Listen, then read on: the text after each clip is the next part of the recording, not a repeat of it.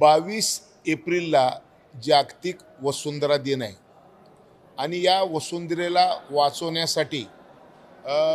22 एप्रिलला दिल्लीमध्ये पुसामध्ये ICRमध्ये पृथ्वी वाचवण्यासाठीचं एक आम्ही अधिवेशन बोलवत आहे आणि याचं उद्घाटन माननीय अमित शाह साहेबांनी करावं आणि आजपर्यंत विना सहकार नाही उद्धार अशी जी घोषणा आहे तर आता ती वाढवून विना सहकार पृथ्वीचं नाही उद्धार अशा पद्धतीचं आता काम करावं लागणार आहे। सहकार माध्यमातून वृक्ष लागवड त्यातल्या त्यात बांबू लागवड ही गावागावामध्ये करता येऊ शकते ही कल्पना आम्ही आदरणीय अमित शाह साहेबांना सांगितली आणि त्यांनी या परिषदेचं उद्घाटन करण्यासाठी आणि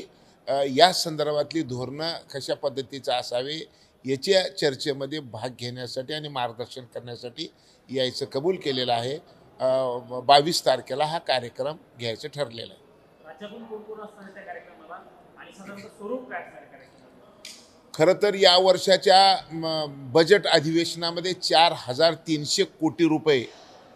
आदरणीय मुख्यमंत्री महाराष्ट्राचे देवेंद्र फडणवीसजी यांनी दिलेला आहे। भारतामध्ये 4,300 कोटी रुपये बजेटमध्ये देणारं एकमेव राज्य आणि मुख्यमंत्री देवेंद्रजी आहेत, म्हणून देवेंद्रजीचं सत्कार आणि त्याचबरोबर जे बजेट ज्यांनी सादर केलं अजितदादांनी आणि त्यांचा सत्कार आणि गेल्या वर्षी भारतामध्ये बांबू लागवडीला हेक्टरी 7 लाख रुपये अनुदान आणि 21 लाख हेक्टरची लागवड हे 2 विषयसुद्धा एकनाथ शिंदे साहेबांनी केलेले आहेत, म्हणून या तिघांचाही सत्कार आदरणीय अमित शाह साहेबाच्या हस्ते करायचा आहे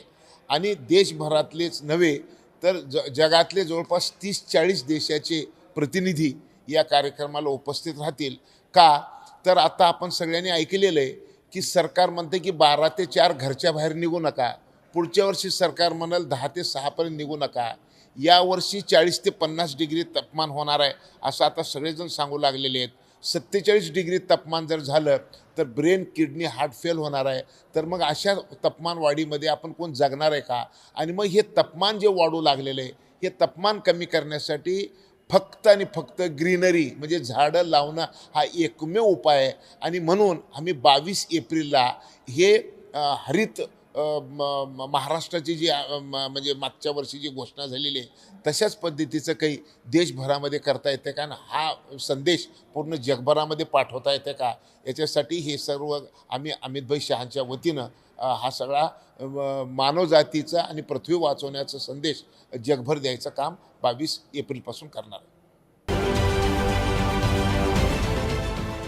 देश विदेशातील प्रत्येक घडामोडींचे लाईव्ह अपडेट मिळवण्यासाठी आता साम टीव्हीच्या सर्व सोशल मीडिया प्लॅटफॉर्मला लाईक, फॉलो आणि सबस्क्राईब करा। तसंच सर्व नोटिफिकेशनसाठी बेल आयकॉन प्रेस करायला विसरू नका।